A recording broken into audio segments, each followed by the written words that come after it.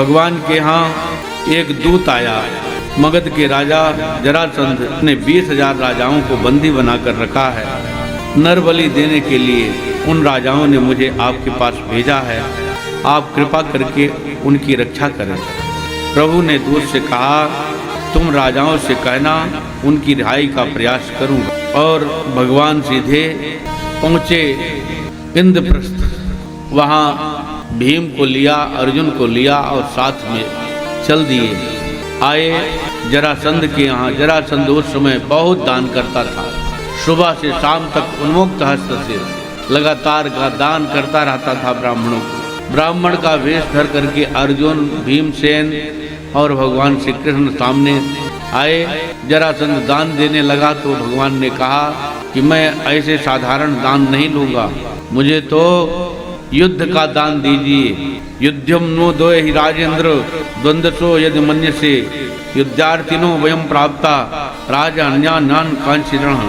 ये देना चाहते हो तो यही दे दो कि हम तीनों में से किसी एक के साथ तुम युद्ध करो। जरासंध ने कहा, पंडित होकर के युद्ध की बात करते हो?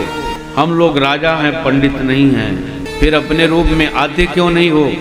कपटी, तुम लोग कपट करके मुझसे वचन ले लिया। ठीक है, युद्ध मैं करूंगा, लेकिन पहले अपना परिचय दो। भगवान परिचय दे रहे हैं। मेरी दाईं तरफ खड़े हैं भीमसेन है, इनका नाम है। मेरे बाईं तरफ खड़े हैं, इनका नाम अर्जुन है। अच्छा, तो ये पांडव हैं, तुम कौन हो?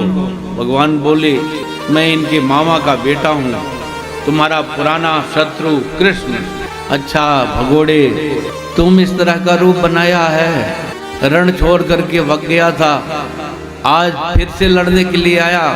कन्हैया ने कहा कि आज तो लड़ना है, लेकिन श्री द्वारिकाधीश जी से जरासंध कहता है, अयम तु वै सातुल्यो नाति सत्यो ही में न सम न मे समः अर्जुनो न भवेद योधा भीमस्तुल्य बलोमः। तुम तो भगोड़े हो, तुम हमसे हार चुके हो। अर्जुन तो लकड़ी का चलाने वाला, लकड़ी का धनुष चलाने वाला है, वो वीरता क्या जाने। मेरे से यदि कोई टक्कर लेगा तो भीम मेरे से टक्कर ले सकता है। जब इतनी बात सुनी तो भीमसेन को लगा कि हमारे में कुछ बल है, तब तो हमसे कह रहा है। भगवान ने कहा, ठीक है, भीम लड़ेंगे। अर्जुन और कृष्ण भगवान बढ़िया मेहमानी कर रहे हैं, बढ़िया 4 बार पाते हैं, प्रेम से सोते हैं।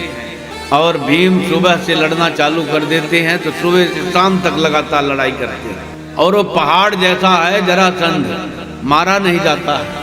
लगातार सुबह से शाम तक लड़ाई होती है और रात को एक साथ बैठ करके सब कोई खाते पीते हैं, सो जाते हैं। सुबह होता है फिर लड़ाई चालू हो जाती है। इस तरह से लड़ते लड़ते 27 दिन हो गए। भीमसेन ने कहा कि तुम लोग भंडारा पाते हो और बढ़िया प्रेम से सोते हो और मुझे एक पहाड़ से भिड़ा दिए हो। मैं लड़ते लड़ते थक जाता हूँ, सुबह से शाम तक लड़ता हूँ। भगवान ने कहा कि जरा मेरी तरफ तो देख लिया करो, आप लड़ाई में इतने मस्त हो कि मेरी तरफ देखते ही नहीं हो। ऐसे भैया हम लोग संसार में इतने मगन हैं कि बस संसार को ही संभालने में पड़े हैं, भगवान की तरफ देखते ही नहीं कि भगवान की तरफ भी जरा देख लें कि भगवान भी कोई हैं जो हमारे साथ कुछ कर रहे हैं। बस यही है कि जो हैं हम ही हैं, अपने से ही हम अपना संसार संभालने में लगे हैं। जब बिगड़ जाता है तब कहते हैं कि भगवान हमारे ऊपर नाराज हो गए हैं, विधाता क्रूर हो गया है, मेरा सब बिगड़ गया है। और जब तक बना रहता है तब तक भगवान की याद नहीं आती है। बिगड़ जाने पर भगवान को दोष देते हैं। प्रभु पर दोष धरहि इम स्वामी, निज भ्रम नहीं समझे अज्ञानी। तो अपना भ्रम न समझ करके भगवान को दोष देते हैं। ऐसे भगवान ने कहा, जरा मेरी तरफ देख लिया करो। भीमसेन ने कहा, अवश्य प्रभु, मुझसे गलती हुई है। आज लड़ाई चालू हुई, द्वंद्व युद्ध चालू हुआ। श्री ठाकुर जी ने भीमसेन ने भगवान की तरफ देखा है। भगवान एक तिनका उखाड़ करके उठाया और फाड़ करके ऐसे फेंक दिया है। भीमसेन ने उसके पैर में एक पैर रखा और हाथ से सीधे झटका मारा तो उसका बीच से फट गया पूरा शरीर। जरासंध फट गया, डाल दिया दोनों तरफ। वो धीरे धीरे आते आते आते आते आते आते मिल गया। इस प्रकार से जरासंध फिर जीवित हो गया। भगवान से शाम को भीमसेन जी मिले हैं। कहे कि देखो ये तो फाड़ने के बाद भी जी रहा है, मारने से कैसे मरने वाला है। इसको तो पकड़ के फाड़ दिया, उसके बाद भी जी रहा है। अरे अच्छी तरह से देखो मैं क्या करता हूँ।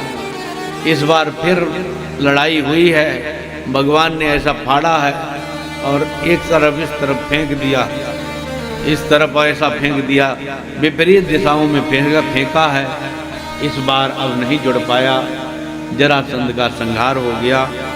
इस प्रकार से भगवान ने भीमसेन के द्वारा जरासंध का संहार करवाया।